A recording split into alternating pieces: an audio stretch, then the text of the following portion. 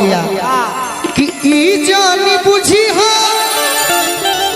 अरे हट सासू के तू भले हमरा से दूर बाड़ो बाकी मत बुझी हो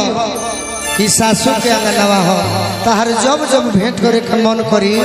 हम तैयार बा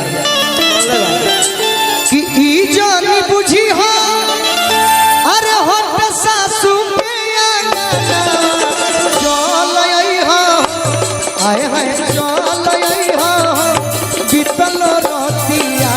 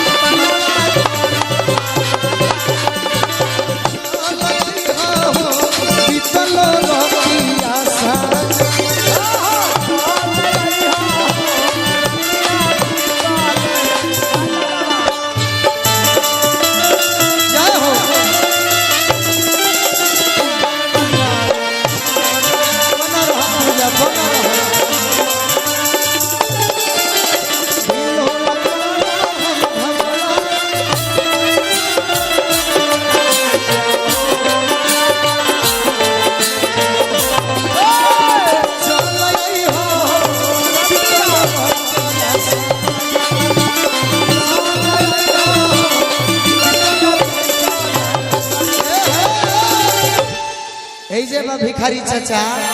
मेजर न हो जाए के बाद लड़की कहतिया कि जनतानी छूटल जवन दिन से ससुरा ओही दिन से दिलवा तहर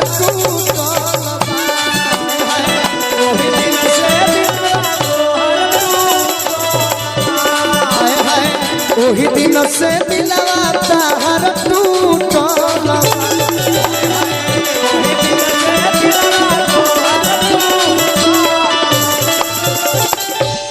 कि जनतानी छूटल जवन दिन से ससुरा ओही दिन से दिलवा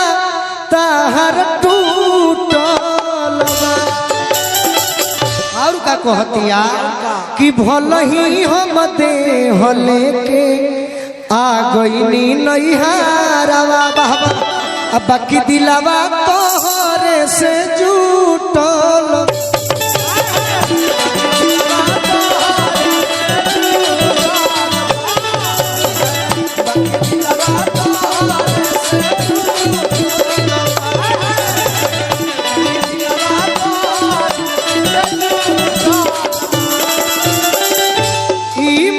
बुझी हो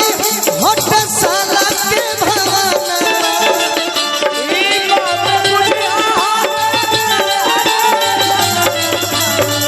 अरे ई जानी बुझी हो हट साला के भावना इहो मत बुझी हो कि साला के भवन होके कि ई जानी बुझी हो अरे हट साला वहू के बाद एगो बहाना से आवे के बाद अब पूछी जे कैसे अरे चल आई हो अरे चल आई हो बतिया करे के बाद